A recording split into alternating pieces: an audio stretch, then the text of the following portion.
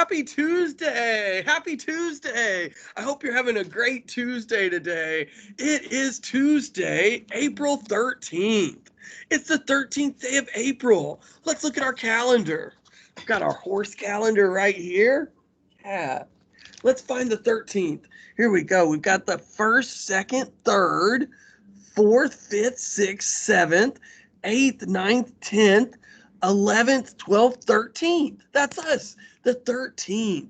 And if we look straight above it, it says Tuesday and April 2021. Today is the 13th, and we have two great books to look at. This first one is called Owl Moon. I love it. Let's look at this. It was late one winter night, long past my bedtime, when Paul and I went owling. There was no wind, and the trees stood still as giant statues, and the moon was so bright the sky seemed to shine. Somewhere behind us, a train whistle blew, long and low, like a sad song. Oh, there they are right there, and they're going owling. I could hear it through the woolen cap Paul had pulled down over my ears. A farm dog answered the train, and then a second dog joined in. They sang out trains and dogs for a real long time. And when their voices faded away, it was as quiet as a dream. We walked towards the wood, Paul and I. Okay, so they're walking out towards the woods there. Our feet crunched over the crisp snow, and little gray footprints followed us. Paul made a long shadow, but mine was short and round. I had to run after him every now and then to keep up, and my short round shadow bumped after me. But I never called out, "If you go owling, you have to be quiet." That's what Paul always says. I had been waiting to go owling with Paul for a long, long time. Beautiful pictures on this book. We reached the line of pine trees, black and pointy against the sky, and Paul held up his hand. I stopped right where I was and waited, and he looked up as if searching the stars, as if reading a map up there. Then the moon shone on his face into a silver mask, and he called out, "Hoo hoo, hoo hoo," the sound of the great horned owl.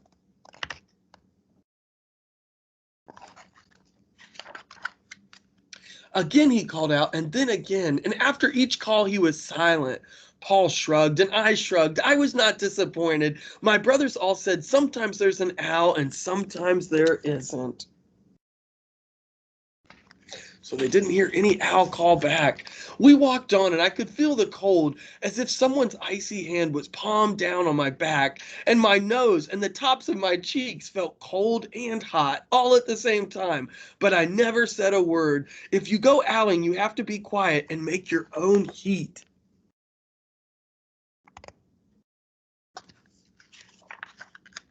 We went into the woods, and the shadows were the blackest things I'd ever seen. They stained the white snow. My mouth felt furry, for the scarf over it was wet and warm. I didn't ask what kinds of things hide behind the black trees in the middle of the night. When you go owling, you have to be very brave.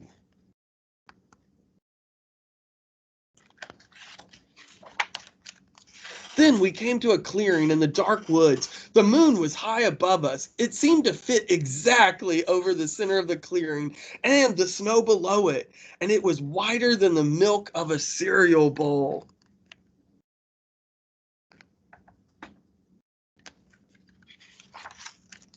I sighed, and Papa held up his hand at the sound. I put my mittens over the scarf, over my mouth, and I listened hard, and then Paul called again, "Hoo, hoo, hoo, hoo, hoo." I listened and looked so hard my ears hurt and my eyes got cloudy, and with the cold, Paul raised his face to call out again, but before he could open his mouth, an echo came treadling its way through the trees. "Hoo, hoo, hoo, hoo."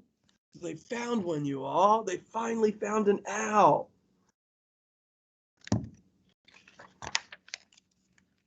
Paul almost smiled, and then he called back, "Hoo, hoo, hoo, hoo." just as if he was an owl, and they were talking about supper or about the woods or the moon or the cold. I took my mitten off the scarf, off my nose. I also smiled. Yeah, they're happy to find that owl. The owl's call came closer from high up in the trees on the edge of the meadow. Nothing in the meadow moved. And then all of a sudden, an owl shadow, part of the big tree shadow, lifted off and flew right over us. We watched silently with heat in our mouths and the heat of all those words that we had not spoken. The shadow hooted away.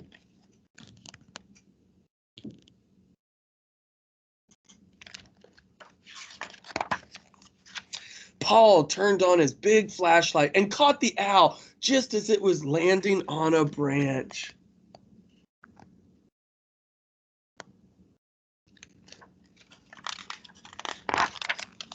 For 1 minute, or 3 minutes, or maybe 100 minutes, we stared at one another.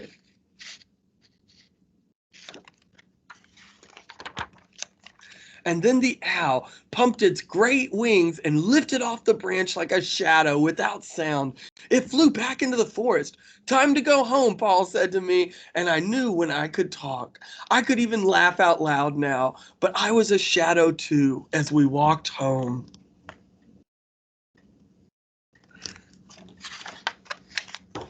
When you go owling, you don't need words or warm or anything but hope. That's what Paul says. The kind of hope that flies on silent wings under a shining owl moon. That was a fun book. That was called Owl Moon. I like that book. This next book we're going to look at is called Stellaluna. And it's about this bat, Stellaluna. Let's read it.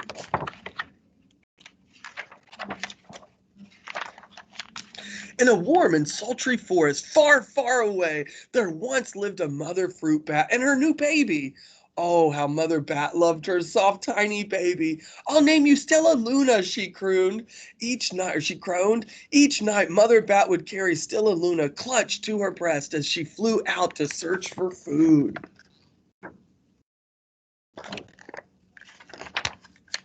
One night, as Mother Bat followed the heavy scent of ripe fruit, an owl spied her. On silent wings, the powerful bird swooped down upon the bat. Dodging and shrieking, Mother Bat tried to escape, but the owl struck again, knocking Stellaluna into the air. Her baby wings were as limp and useless as wet paper. Down, down, down she fell, faster and faster, into the forest below. Oh, poor Stellaluna there. The dark leafy tangle of branches caught Stellaluna as she fell. One twig was small enough for Stellaluna's tiny feet. Wrapping her wings around her, she clutched the thin branch, trembling with cold and fear. "Mother," Stellaluna squeaked, "where are you?"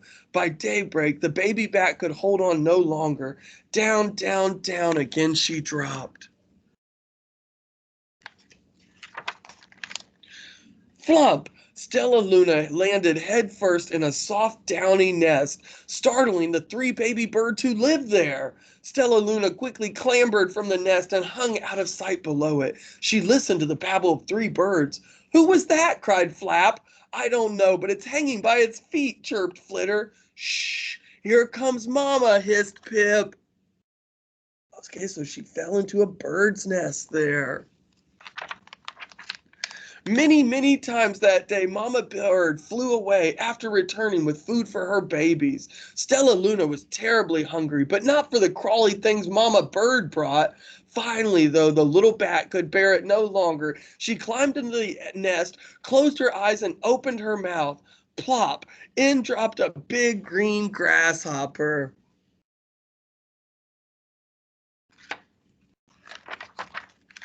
Stellaluna learned to be like the birds. She stayed awake all day and slept all night. She ate bugs even though they tasted awful, and her bat ways were quickly disappearing. Except for one thing, Stellaluna still liked to sleep hanging by her feet. Once when Mama Bird was away, the curious baby birds decided to try it too. When Mama Bird came home, she saw 8 tiny feet gripping the edge of the nest. Eek, she cried. Get back up here this instant. You're going to fall and break your necks. Oh, you see all the baby birds trying to be like Stella Luna. The birds clambered back into the nest, but Mama Bird stopped Stella Luna. You are teaching my children to do bad things.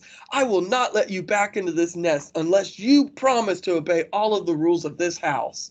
Stella Luna promised. She ate bugs without making faces. She slept in the nest all night, and she didn't hang by her feet. Stella Luna behaved as a good bird should.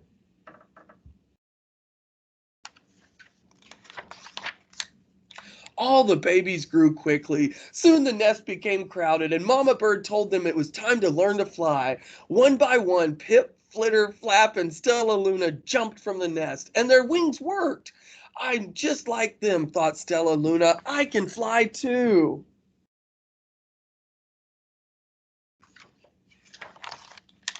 Flip, Pip, and Flap landed gracefully on a branch. Stella Luna tried to do the same thing. Oh no. I don't know that she'll be able to. How embarrassing. Okay, yeah, she's having trouble landing.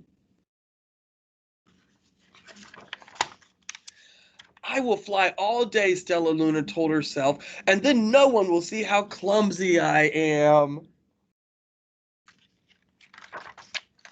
The next day, Pip, Flitter, Flap, and Stella Luna went flying far from home. They flew for hours, exercising their new wings. The sun is setting, warned Flitter. We had better go home, or we will get lost in this dark, said Flap. But Stella Luna had flown far ahead and was nowhere to be seen. The three anxious birds went home without her.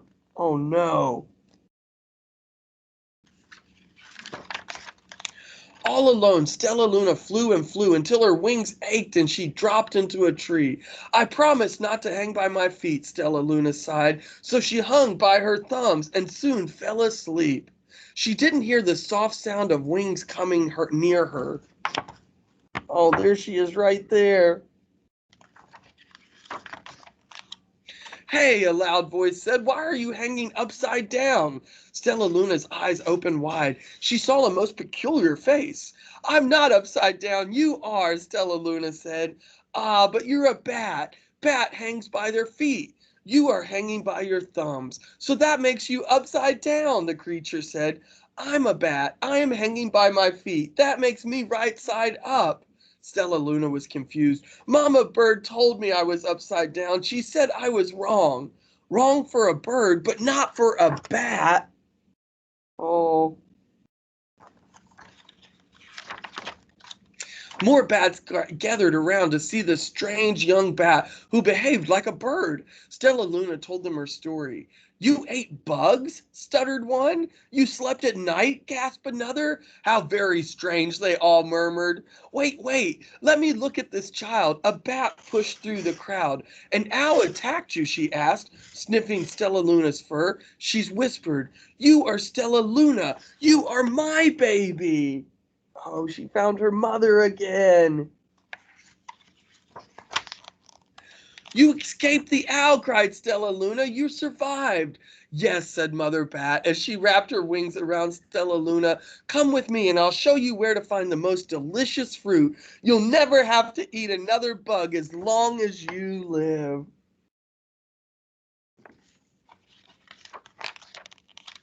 But it's nighttime, Stella Luna squeaked. We can't fly in the dark or we will crash into trees. We're bats, said Mother Bat. You can see in the dark. Come with me. Stella Luna was afraid, but she let go of the tree and dropped into the deep blue sky.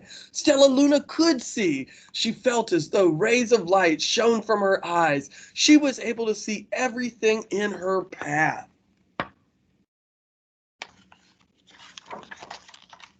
Soon the bats found a mango tree, and Stella Luna ate as much of the fruit as she could hold. I'll never eat another bug as long as I live, cheered Stella Luna as she stuffed herself full. I must tell Pip, Flitter, and Flap.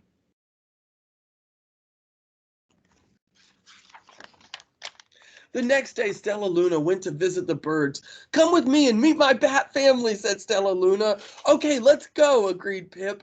"They hang by their feet and they fly at night and they eat the best food in the world," Stella Luna explained to the birds on their way. As the birds flew among the bats, Flap said, "I feel upside down here." So the birds hung by their feet. "Wait until dark," Stella Luna said excitedly. "We will all fly at night." When night came, Stella Luna flew away. Pip, Flitter, and Flap leaped from the tree to follow her. "I can't see a thing," yelled Pip. "Neither can I," yelled Flitter. "Agreed," shrieked Flap. "They're going to crash," gasped Stella Luna. "I must rescue them." Stella Luna swooped about, grabbing her friends in the air, and she lifted them to a tree, and the birds grasped onto a branch. Stella Luna hung from the limb above them. She saved the day. "We're safe," said Stella Luna. Then she sighed. "I wish you could see in the dark, too." "We wish you could land on your feet," Flitter replied. Pip and Flap nodded. They perched in silence for a long time. "How can we be so different and feel so much alike?" mused Flitter. "And how can we feel so different and be so much alike?" wondered Pip. "I think this is quite a mystery," Flap chirped. "I agree," said Stella Luna, "but we're best friends, and that's a fact."